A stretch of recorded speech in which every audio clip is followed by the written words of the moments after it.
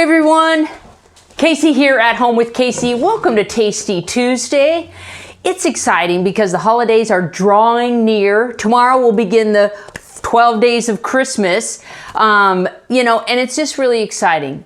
Christmas is one of my favorite times of year. And although this year will be different, it's still exciting to decorate the house. And well, this is a family heirloom that I got. Yep, gnarly head of Santa Claus. It's a cookie jar, right?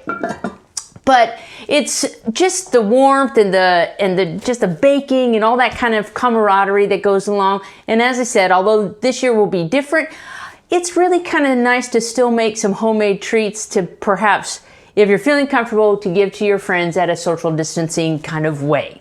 So I'm a big fan of making Christmas cookies, but Susan is a member of my boot camp class, and her family, Lindauer Chocolates, is busy prepping for their Christmas deliveries this year, and it inspired me to make something a little bit different. Chocolate. Yeah, I make some savory dishes and things like that, and again, I'm a big fan of the Christmas cookie, but I've never really made chocolate, so I thought I'm going to take my favorite flavors. Who doesn't love chocolate? I'm a huge fan of dark chocolate, and chocolate that is about 70% of cacao or more has been shown to be good for your health. Yeah, there are some antioxidants in there to make you feel good, and it tastes delicious. So today I'm going to be making chocolate bark. Yeah, bark is something that you can use white chocolate, dark chocolate, milk chocolate. You can use bars or chips, and then you can put any flavors that you want onto your bark. Nuts, dried fruits. I even have a friend of mine in Hawaii, Gigi, she uses bacon. Yeah, you fry it real crisp and you can make bacon bark. Well, so today I'm going to be making a dark chocolate bark, and let's go ahead and get started. All right, so I have some chocolate that I just used chocolate chips. You can use anything you want, as said. And I used a double boiler. So what you do is you take a heat-proof bowl and put it over a pot of boiling water. Now, clearly this is slightly bigger than it doesn't quite work, but it works well enough. You should probably have a pan that's a little bit bigger. But one of the keys is to not let the boiling water touch the bottom of your pan. It is going to create some sort of mist. So I've melted my chocolate on the double broiler, and I've wiped the bottom of it so I don't want any water to mix in with the chocolate. Now, what I'm going to do is I'm going to spread it out on this cookie sheet. So I have a regular cookie sheet that I spray with a little bit of spray and put some parchment paper. Don't ask me why I sprayed. I looked up a bunch of different recipes, but Martha Stewart says spray the bottom of your cookie sheet with a nonstick spray. So I'm like, if Martha says, I'm going to do it. All right, so now I've got my melted chocolate. As said, I'm a big fan of dark chocolate. I'm going to go ahead and pour it out onto this parchment paper. Now, you can spread it as thin or as thick as you want. It's not going to go to the edges of your parchment paper, right? And also, good grief, this gets out of control quite quickly. So you want to have your spatula handy so that you can get every little bit of that chocolate. I'm so stoked. This is crazy, amazing, and delicious. Now I'm going to go ahead, I'm going to go ahead and take this off my wooden spoon, and well, there's time for licking that later.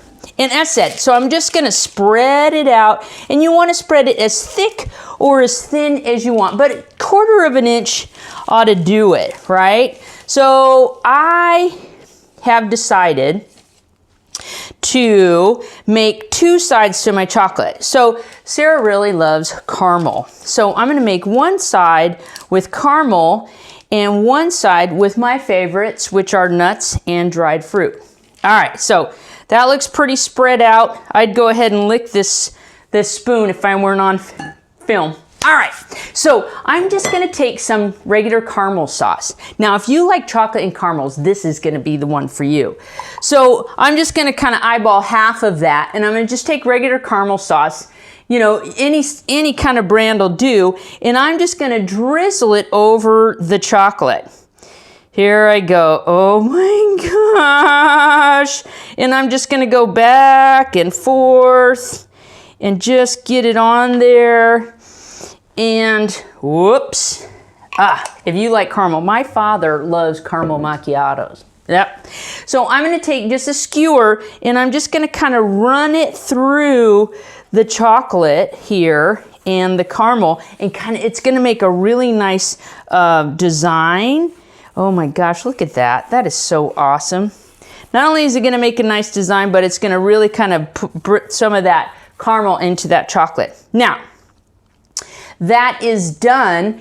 What I found in the store are some Heath Bar toffee chocolates. Yeah, some crumbs. So what I'm gonna do is I'm gonna take it and I'm gonna sprinkle those on top of the caramel and the chocolate. This is gonna be a double whammy of caramel and chocolate. And you wanna sprinkle it liberally to all the edges of your chocolate bark, because later it's gonna just be broken up. This is a great thing to do with your kids, right, after you melt it. Now on the other half, as you can see, I'm gonna go ahead and put some dried cranberries. So I just got some dried cranberries and I sort of did a rough chop through them because they can be kind of biggish, whoops, when you get them. So I just kind of, and again, sprinkled them liberally over the chocolate. Now, I'm a big fan of almonds, but you know, walnuts, pecans, you can roast your nuts as well. So I chopped some roasted almonds and I'm gonna sprinkle those on top of there as well. I did the salted roasted almonds because I do like a little bit of salt in my chocolate. Now you can use a flaky salt to go ahead and put on top of that. So again, you wanna kind of get it liberally on there. You're gonna break this up later on, so you want every chunk to have something. Now I'm gonna add a little something different to my nut and fruit, and I'm just gonna use some citrus zest. So I have these tiny little oranges in my refrigerator, and I'm like, you know, a little bit of citrus zest would be kind of neat on that, right? It's gonna add a pop of flavor, and you know, orange and chocolate kind of go together. So you just want to zest a little bit. I have this really nice zester, and it, you know, and you want to be careful that you don't get the pith, right? So I'm just going to, you know, zest up that little chocolate, and there it is. Look at that, some chocolate bark. So then you want to put it aside for maybe, you know, a couple hours till it gets hard, and then you're going to break it up. Earlier today, I made a batch and of the same kind of chocolate. Here it is. And what I'm going to do is, I actually put it in the refrigerator and it said just at room temperature, but you know, here we go. So what I'm going to do is I'm going to take it out here and I'm going to break it up. Now you can break your chocolate up, and truth be known, I'm just going to reveal, I've never made bark before. This is my very first batch. So I was thrilled and very excited. So see, piece of bark. You can serve it like that if you'd like. You could frisbee it to your friends, but just break it up. See how easy that is? And you just kind of want to go in, get in there. Oh my gosh. Oh my gosh, oh my gosh, oh my gosh. This caramel side, look at that. It's so juicy. So what I'm going to do is I wanted to give some bark to some friends, you know, just as a nice gift. I mean, it's going to be kind of a slim Christmas this year, and a homemade gift is always welcome. So I found these cute little holiday bags. They're just little Ziploc holiday bags. I'm going to put a few pieces of bark in there, and I have got a really nice gift for the neighbor to say thank you for being my neighbor.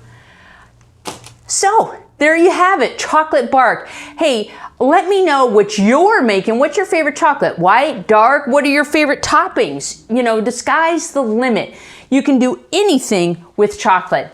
I'm excited to hear from you. I'm going to put the link to Lindor Chocolates if you wanted to order some fancy chocolates for your holiday. But thank you for joining me and sharing this holiday treat.